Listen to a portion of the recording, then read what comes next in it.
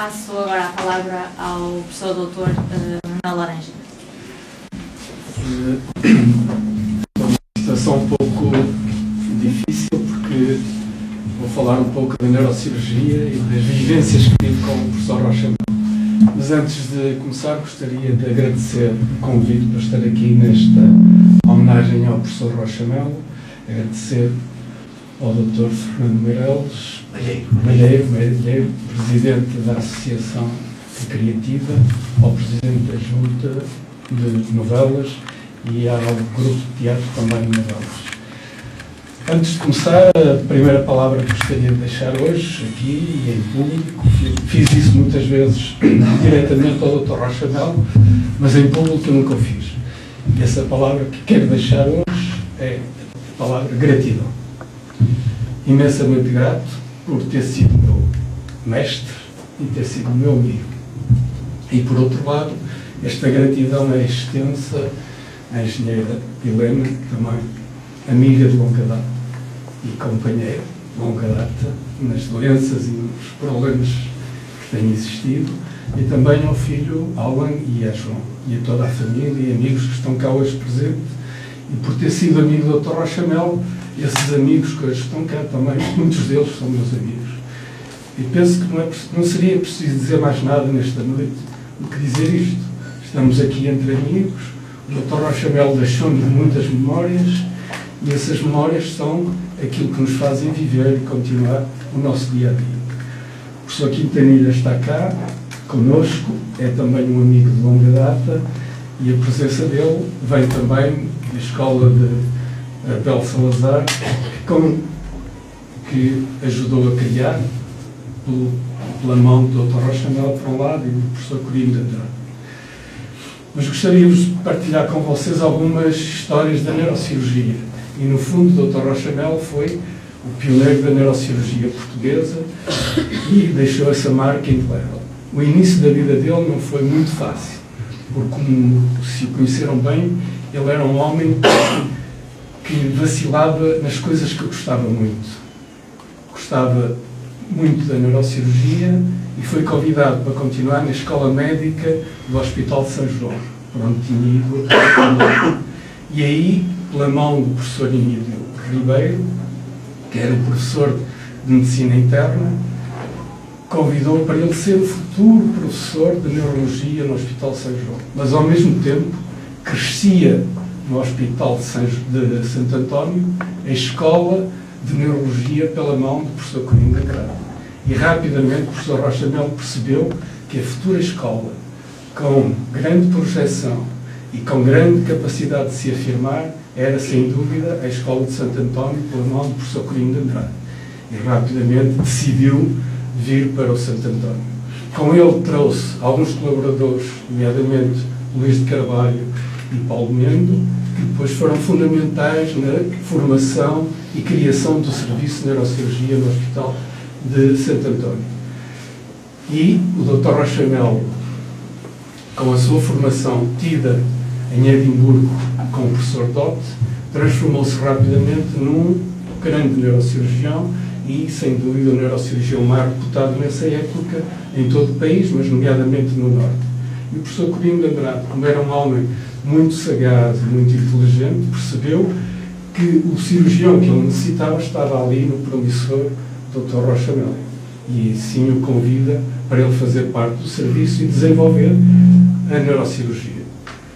Os primórdios da neurocirurgia no Santo António foram feitos pelo professor Corino de Andrade. O professor Corino de Andrade tentou ser neurocirurgião e todas as semanas ia de comboio aprender com Almeida Lima e com Egas Muniz ser neurocirurgião. Simplesmente dizem, eu não convivi muito, convivi algum parte com o professor Corino de Andrade, mas ele não gostava muito da cirurgia. Logo, para ele não era o sítio certo. Ele era mais um investigador, era mais um neurologista e, como tal, percebeu que ele ficaria com a parte neurológica e o professor Rocha Melo ficaria com a parte neurocirúrgica.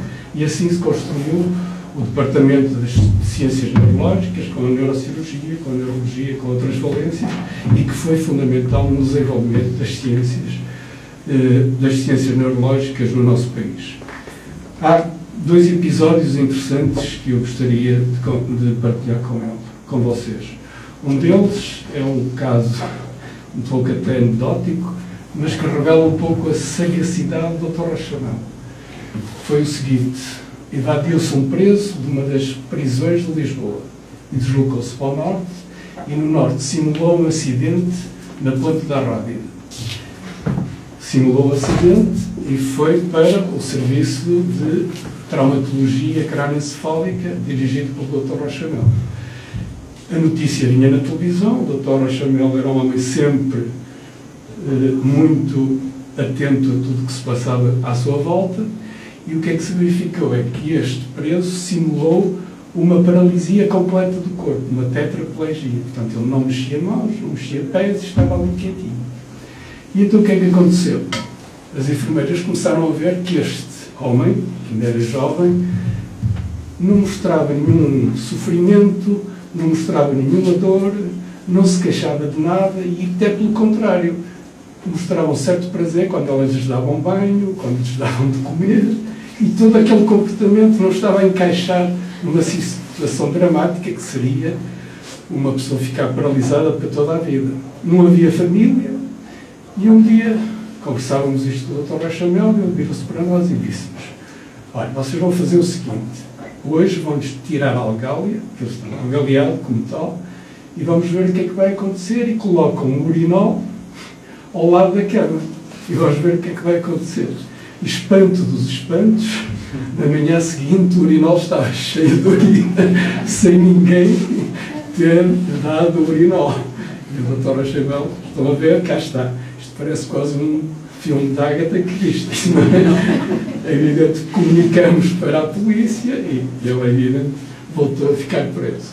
Mas isto revela não só a sagacidade clínica do Dr. Rochamel, que as coisas não se congregavam, e, por outro lado, a experiência de vida que ele tinha. É evidente que há imensos episódios que eu poderia passar aqui à noite a compartilhar com vocês, mas pelo menos mais dois deixem-me fazê-lo, porque acho que é uma lição de vida. Um deles, eu era ainda muito puxado, estava a começar a especialidade, e aparece-me na consulta uma doente com dor de cabeça. Eu mandei-lhe fazer um raio-x e, espanto dos espantos, vejo uma agulha no meio da cabeça. Uma agulha normal, mas no meio da cabeça.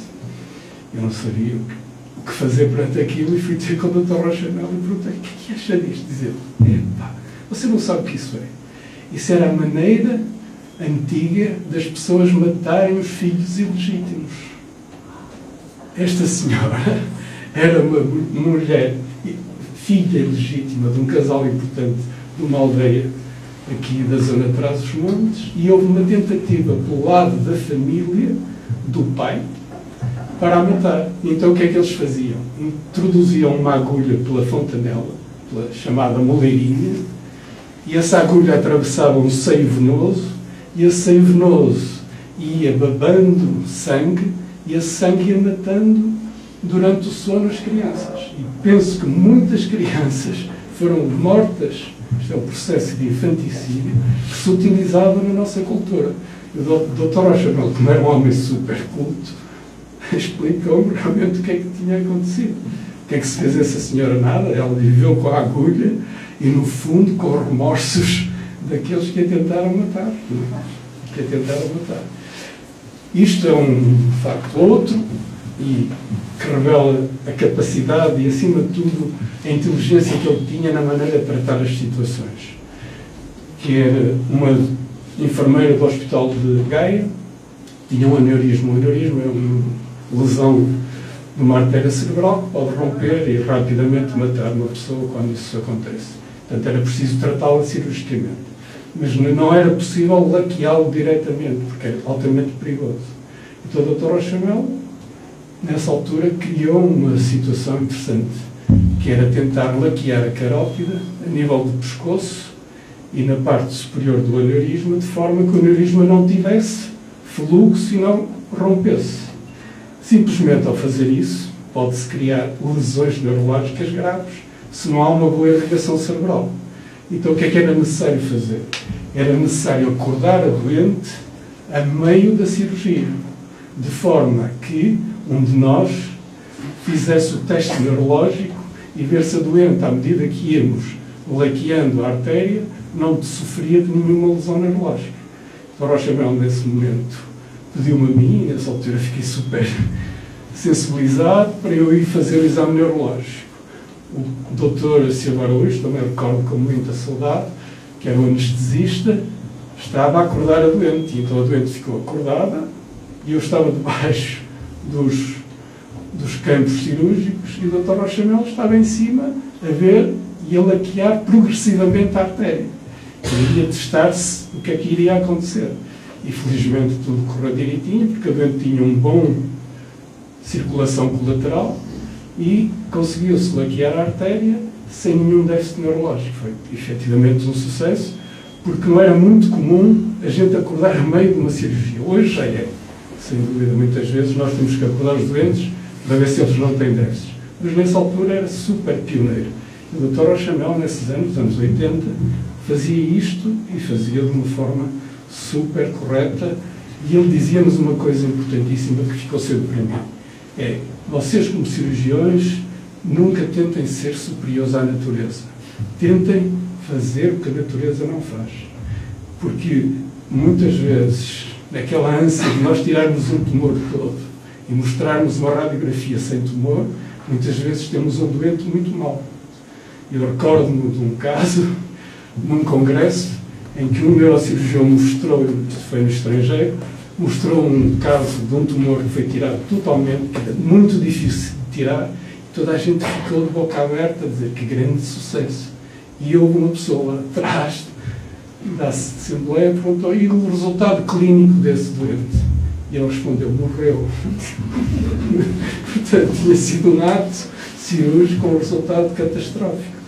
Portanto, a aprendizagem que o Dr. Rochamel nos transmitiu foi a aprendizagem de que realmente cada um de nós deve fazer aquilo mais correto possível, mas nunca pensar que ultrapassamos a natureza, porque a natureza é muito mais sábia e trata muitas vezes melhor do que nós tratamos. Há outro episódio, como penso que se calhar vocês sabem, mas os mais íntimos talvez saibam, que foi na doença de Salazar. Não sei se recordam desta história.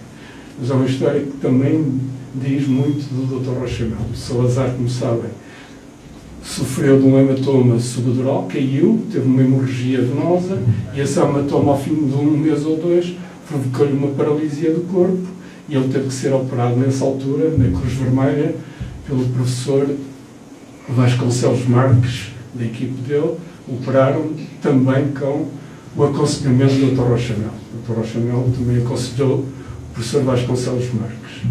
Salazar foi operado, mas não melhorava. As coisas não andavam. E naquela altura, imaginam o que era, tudo focado na doença de Salazar. O país vivia na doença de Salazar.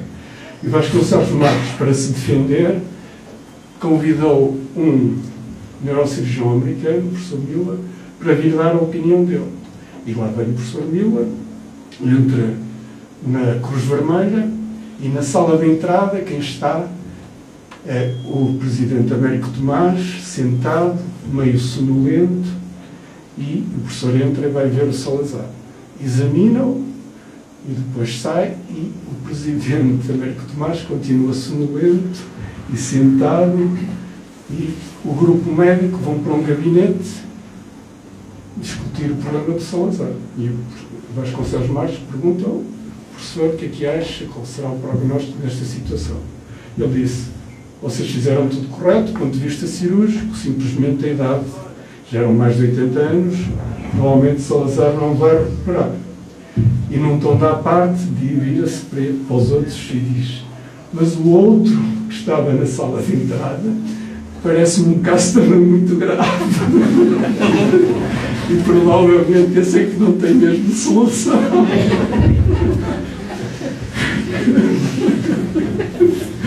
E estas histórias o Dr. Rochamel muitas vezes nos contava. Como já todos disseram, o professor Rochamel foi também professor e bateu-se desde o início nas biomédicas de ter a cadeira de neurocirurgia independente da cadeira de neurologia. E isso foi feito. Infelizmente, hoje em dia, como o professor Quintanilha sabe, isso no currículo já não acontece, mas de qualquer das formas, a neurocirurgia teve sempre uma grande relevância nas biomédicas. O professor Quintanilha é, sem dúvida, o seguidor da escola fundada pelo professor Corino de Andrade e deu, como toda a geração dele, grande prestígio àquela casa. O Dr. Rochamel tinha uma grande paixão, sem dúvida, que era a neurocirurgia. E eu posso testemunhá-lo pelos seguintes factos. É que mesmo na fase final da vida dele, muitas vezes ele vestia-se, equipava-se e ia para a minha beira quando eu estava a operar na Casa de Saúde da Boa Vista. Esperava que eu acabasse, íamos muitas vezes jantar e, como dizia o Quintanilha, continuávamos pela noite adiante até as 2, 3 da manhã, em grandes conversas, em que ele me contava muito da sua vida, não só neurocirúrgica, como a sua vida com os problemas que o preocupavam e com aquilo, como é que ele via o mundo. E poderemos dizer hoje que o Dr. Rochamel viveu uma vida cheia, porque ele sempre se dedicou à vida e se dedicou aos outros. E dedicou-se, acima de tudo, muito aos seus doentes e aos seus amigos. E eu acho que o Dr. Rochamel tinha quase uma vontade, um desejo permanente de ter amigos à sua volta. E é isso, a casa dele era sempre uma casa aberta, sempre com chá e com amigos que o adoravam e que ele adorava. Ele sabia muito bem preservar essas amizades. E se a gente pode hoje estarmos aqui todos e compartilhar, no fundo, a vivência do Dr. Rochamel, e eu revejo, e esta é, digamos, a imagem que eu tenho dele, mais sincera, revejo como se ele hoje reencarnasse numa criança que estivesse junto ao mar, a brincar com seixos, e nestes seixos ele escolhesse o mais bonito. Porque o Dr. Rochamel sempre se deslumbrou com a beleza. Não sei porquê, mas a minha intuição é que eu acho que a beleza lhe trazia um bocado de recolhimento e de satisfação em relação ao sofrimento que ele via das doenças, dos doentes que ele acompanhava. E nesse recolhimento que ele via com os artistas com quem convivia, era uma maneira de ele ultrapassar esse sofrimento, porque ele era um homem super, super sensível. E hoje podemos recordar o Dr. Rochamel dessa maneira. A saudade que todos nós hoje aqui temos é uma saudade boa, que é uma saudade de um homem que viveu completamente. E viveu, podemos dizer, uma vida completamente cheia. E esta saudade transfere-se para o futuro, porque está aqui muita gente que o recorda e vai recordá-lo e vai continuar a contar estas histórias. E o Dr. Rochamel vai continuar a viver connosco. Muito obrigado.